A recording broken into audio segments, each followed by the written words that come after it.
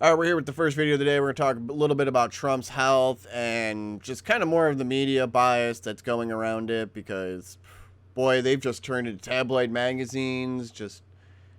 I think I said this yesterday. They're on like the level of the National Enquirer at this point or some teeny bopper magazine on gossip. That's pretty much what their level is.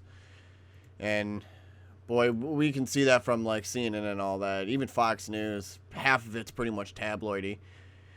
First, we got Trump's tweets during coronavirus battle shows he's back to his routine. This weekend, he is seen being driven outside the hospital to thank supporters. President Trump fired off a barrage of tweets Monday morning as he battles COVID-19 and attempts to prove he can still handle his normal routine while working from Walter Reed National Military Medical Center. Trump tweeted about 20 times, and yeah, he just went off. Peace through strength, bring our soldiers home, vote, save our Second Amendment, blah, blah, blah, vote, fight the corrupt fake news media, vote.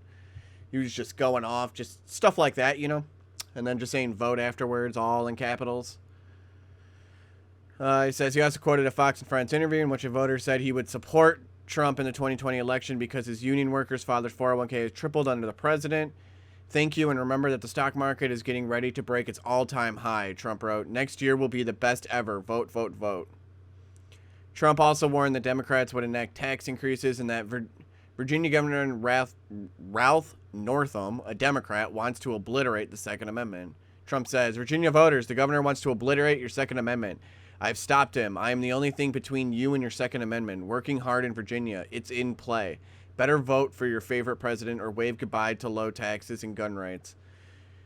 Yeah, I probably would believe that if the Democrats got office, our taxes would just get higher.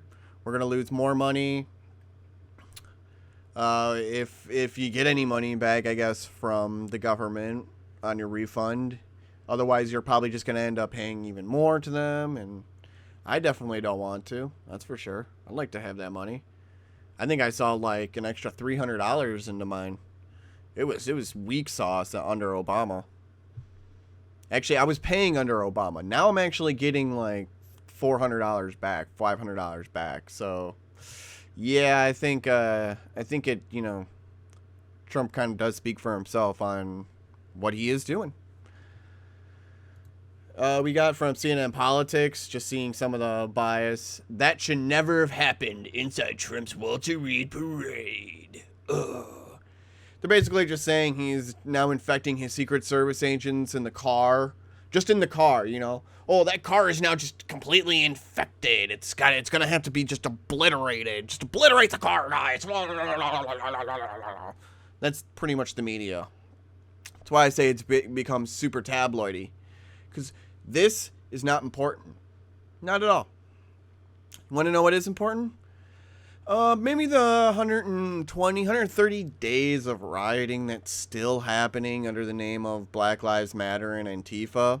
Oh, wait, you're trying to run defense for them. So you're trying to say white supremacists are antagonizing them to riot and, you know, cause, what, $2.5 billion in destruction. I got my voice scratchy there when I was doing the blah thing. Okay. We're good. We're good. We're good. All right, we're also going to see from WAPO. Secret Service agents, doctors, aghast at Trump's drive outside hospital. Current and former Secret Service agents and medical professionals were aghast Sunday night at President Trump's trip outside the hospital where he is being treated for the coronavirus, saying the president endangered those inside his SUV for a publicity stunt. Like, are you guys kidding me with this? This is some of the most cringy tabloidy stuff I have ever seen. This is stuff you see just like hanging on the rack at like a Jewel or whatever local supermarket you go to, or like in the aisle. That crap that you see but you never, you might pick up and you might read a page or two, but you never buy it. Yeah, it's that kind of crap. This is what they're spewing now. This is the mainstream media. Clickbaity crap to force you just to get clicks into there, to earn money. They don't care how they get that click.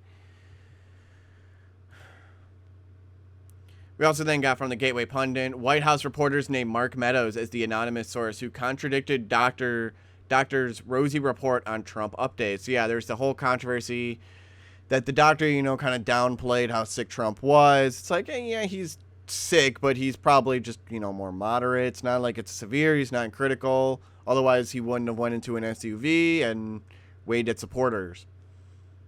I mean, a sick person in critical condition probably wouldn't have done that. And he's probably wouldn't have made a 4-minute video either, just addressing the people. Which I don't know why you guys, everyone, the conspiracy theories for all that is just out of hand as well. That got crazy. Jeez. Reflections and, oh, how could he possibly just take off a jacket or put on a jacket in a matter of 10 minutes and walk to a different room? Oh. It's mind-boggling at this point what they're willing to believe. And I'll believe some crazy things sometimes. I'll believe aliens are out there. I believe there's some form of life that's also out there. I got my own theories on things, but geez, these are very easily debunkable, and you guys are just going nuts. You guys just need to stop for a second and maybe think for, I don't know, maybe just like 5 seconds. All right, we got from CNN Business. Journalists who work at the White House are testing positive for COVID-19. This came out on October 2nd. This is going to be important because we're going to get to the Kayleigh McEnany's tweet. So she's testing positive for COVID. It's coming out on October 5th. So what did CNN Business publish on October 2nd from Brian Stelter and Oliver Darcy? Journalists who work at the White House are testing positive for COVID-19. 2 or 3 days later, Kayleigh McEnany gets COVID. What's the incubation period for COVID? 2 to 3 days. I'm starting to think that journalists might have tried to get her sick on purpose, knowingly that they were sick and going there, probably not wearing masks, or even if they were wearing masks, it didn't really matter because they were just going to infect people anyways. They shouldn't have been there in the first place. Yeah, I think, and Jack Posobiec, I think he's right on this, a full quarantine of the White House press corps immediately.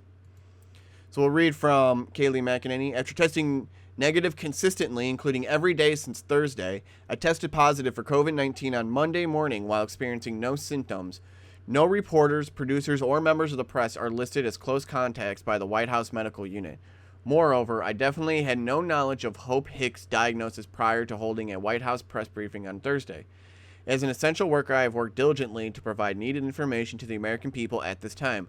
With my recent positive test, I will begin the quarantine process and will continue working on behalf of the American people. White House Press Secretary Kayleigh McEnany. So, it's pretty cordial on that, and, yeah.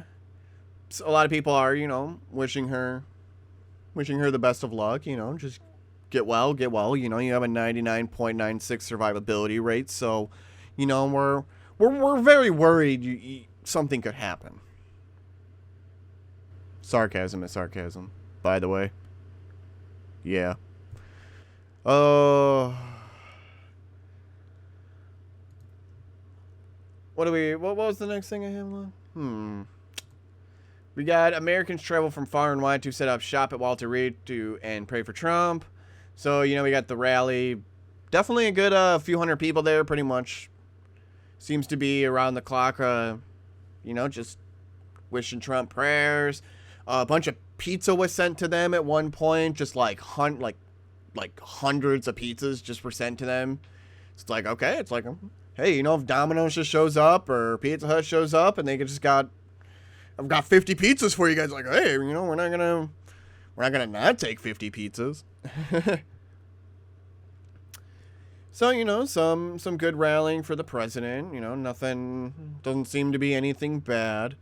We do have, one Trump supporter getting into an altercation with the Black Lives Matter, or it was an Antifa. It was one of them. We'll get to the story in the next video. That's some of the protest stuff we'll get to. It's just a little bit of rally, just some good stuff for Trump here. He needs a little bit of good news because just boy, is CNN going nuts, because their whole front page is nothing but Trump, Trump, Trump, Trump, bad, bad, bad, bad, Trump, bad, orange, Trump, bad, orange, Trump, bad. And I'm sick of it, CNN. You are really, really... You're worse than National Enquirer, I think. I think you might be worse than National Enquirer at this point. Because, you know, at least National Enquirer has the decency to, I don't know, at least make their story good. And, you know, fun to read. You're nothing but a clickbait headline. So I think you're probably worse. Yeah, you're like peak BuzzFeed at this point. And we saw what happened to BuzzFeed. They crashed and burned. I think a lot of these giant news organizations are about to crash and burn. But, you know, I'm not the one that's starting the fires. Trump supporters aren't the one that's starting the fires. That's BLM and Antifa. And we'll get to that soon on the next video. Well, actually, we'll get to that pretty much now. But first, we got All Regal Cinema World Cinemas to close on October 8th. So more of the economy is just dipping to crap. So we're losing hundreds of movie theaters. Who knows if they're going to reopen, because a lot of these places won't stop the lockdowns. And there's a few places that will. There are a few places that are like, yo, we need to stop this. So we're saying screw it. Just lockdown over. Or the AG's like, I'm not enforcing whatever the governor says at this point, because you can't tank the economy for this point, especially when we know the facts. And all right, well, with that, we'll get to the protest news on the second video. That's coming up soon. I'll see you then.